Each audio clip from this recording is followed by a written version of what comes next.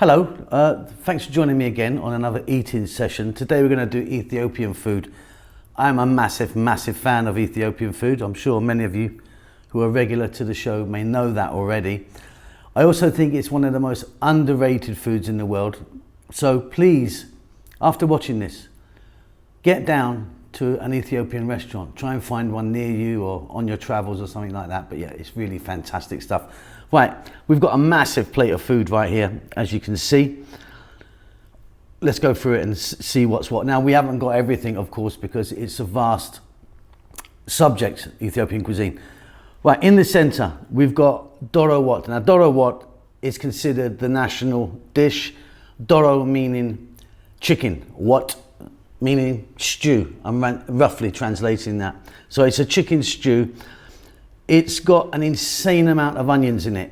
Like it's cooked with in the pot, it's nearly full of onions, and then they cook them right down, and then they add berbere. Now berbere is a spice.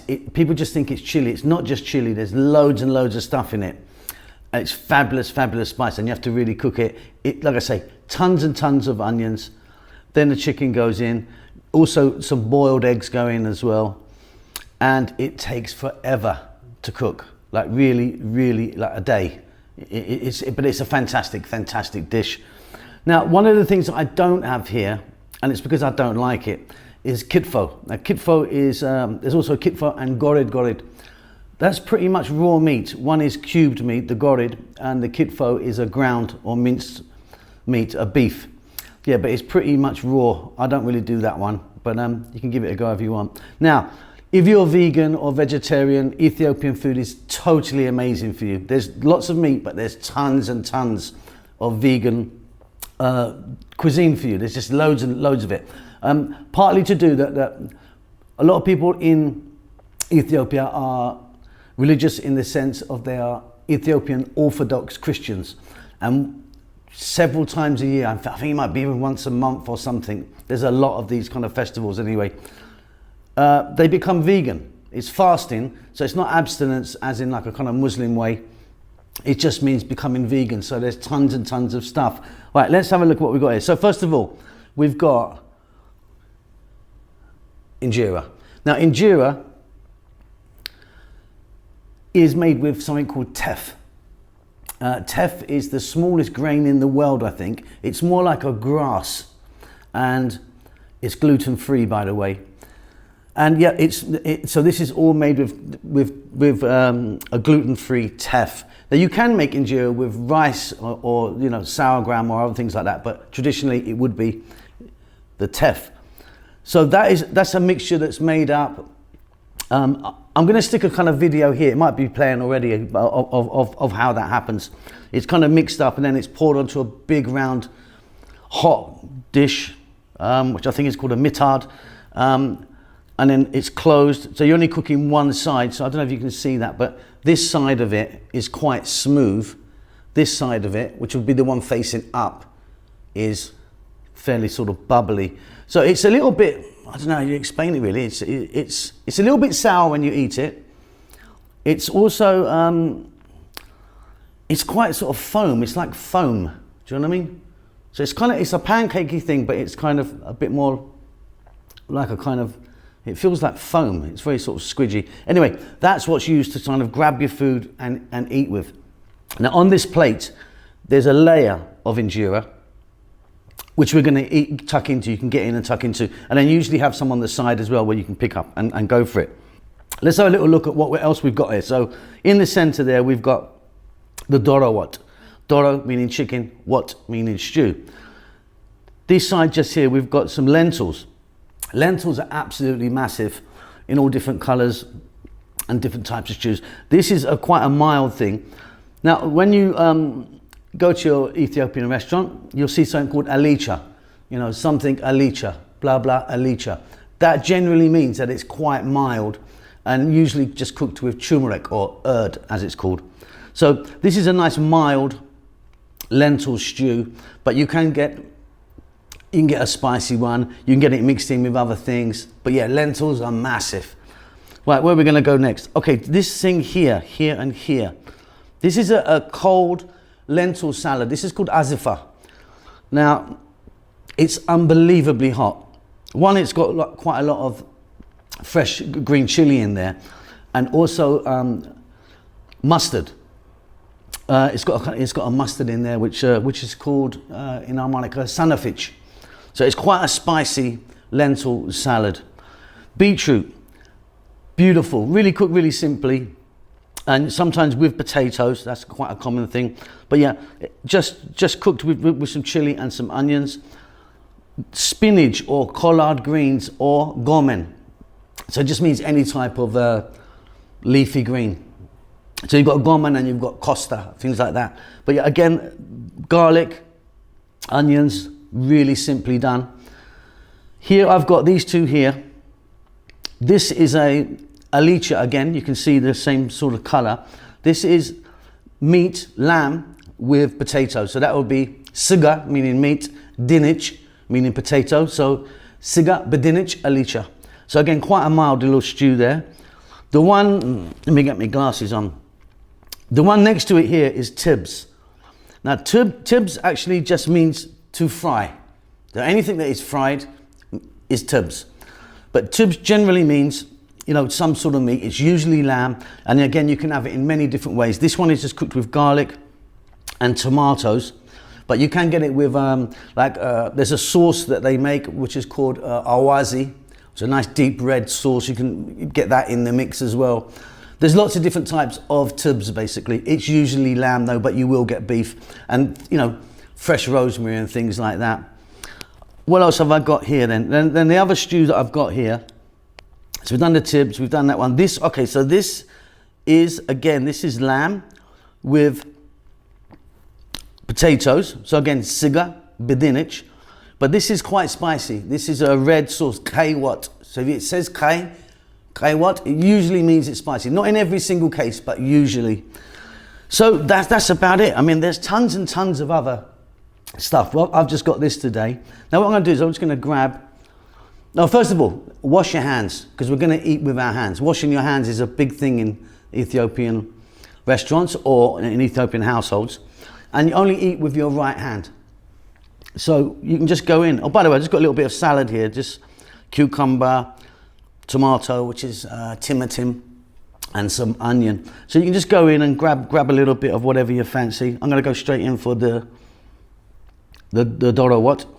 Nice bit of sauce there.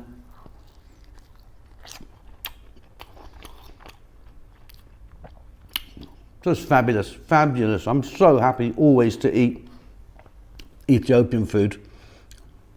Like I say, I think it's just super underrated.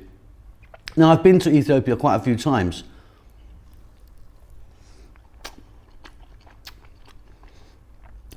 And I love it there as well.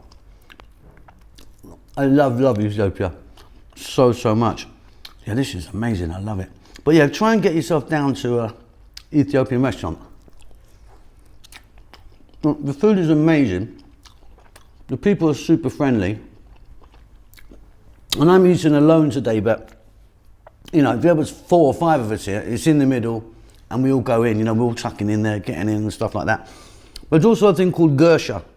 Gersha is when, for example, I would grab something like that and then I would feed that to you. I would literally put it in your mouth, and it's a sign of sort of respect.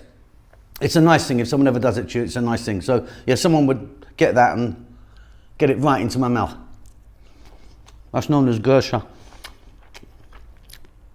So there's other things that we don't have here. Let me think. So now, Ethiopia is a landlocked country, so fish is not massive, but obviously the Nile starts there. Part of the Nile starts there. So there's a lot of sort of lake and sort of freshwater fish. Fish is called asa, and again you'll see asa tibs, which means fried fish. Asa Wot, which means it's in a sauce, like some sort of gravy. There's also things like gunfo, which is like a kind of porridge sort of thing, made with like a bulla flour with butter and Burberry mix. Or butter's obviously a massive thing. So Ethiopian butter is in quite a lot of these, so that it's added to the end of many dishes. Now, Ethiopian butter is like a clarified butter, like a ghee, but it's got loads and loads of stuff in it. Things like besobela, kosoret, garlic, ginger, onions. It's a really wonderful, wonderful aromatic butter, which is not used to eat with. We don't sort of spread it on bread or anything like that, but it does go into lots of wots, or sauces. And talking of bread, it's not all Injira. There's a lot of bread on the go. Defo dabo, hibist, which is like a steamed bread. Lots and lots of it. But yeah, I'm going to keep eating. Let me go back here now. I've got a bit of that, a bit of the Gomen.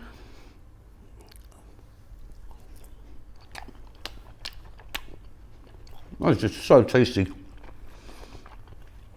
Yeah, I really think Ethiopian food is super underrated.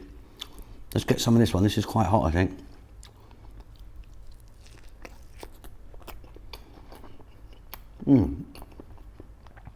That is really spicy.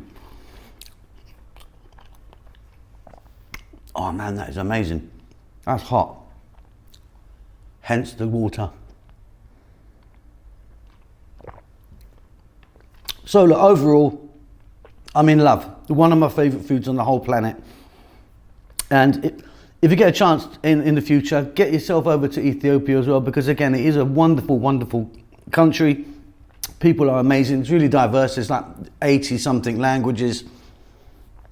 Pretty much 50-50 Muslim and Christian, Orthodox Christian. The music's amazing. Honestly, the music, they're sort of dancing. No hips, all shoulders. But yeah, just go and check it out. It's just like, it's full of culture. There's massive amounts of sort of wildlife and just an incredible countryside. Sort of really sort of untouched country, really. Thankfully, it's one of the countries. I think it's the only country. I think it's the only country in in Africa that's not been conquered by us whiteys. So I think the Italians went in there for a little bit, got their ass kicked, but generally, yeah, it's a beautiful, untouched culture. It's just full of culture. Just some amazing architecture sort of stuff as well. You sort of get up to Axum in the north and stuff like that. Ancient sort of stuff. Addis Ababa, the capital, by the way, is a capital. Do you know what I mean? It's like a big sort of capital, lots going on, buildings, blah, blah, blah, blah, blah. And as soon as you get out, it doesn't take you to get out, very long, and then just incredible, incredible countryside. So there you go, get yourself over there if you ever can. All right, let's go. I'm gonna have some of this Azifa. Now this Azifa, like I say, it's got the mustard in it, or sanafich, and lots of fresh chili and onion chopped in it. Bloody hell, that's hot. That's really hot, that is.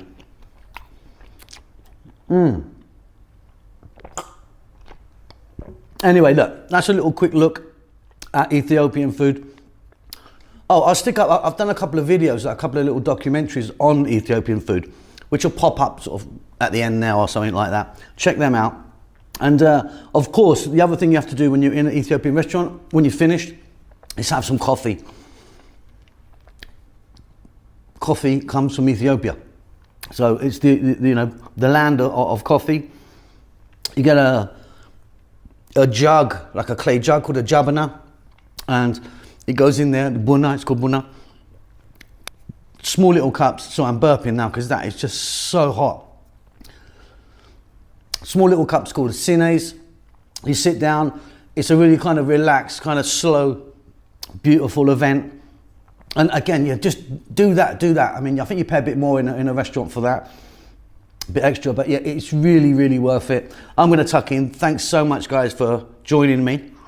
And yeah, I'm gonna have a bit of chicken here. I'm a lucky boy, and I'll see you later.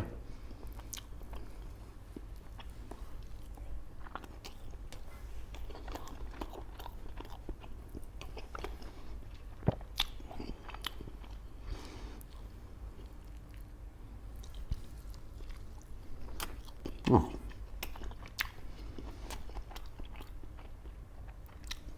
10 out of 10.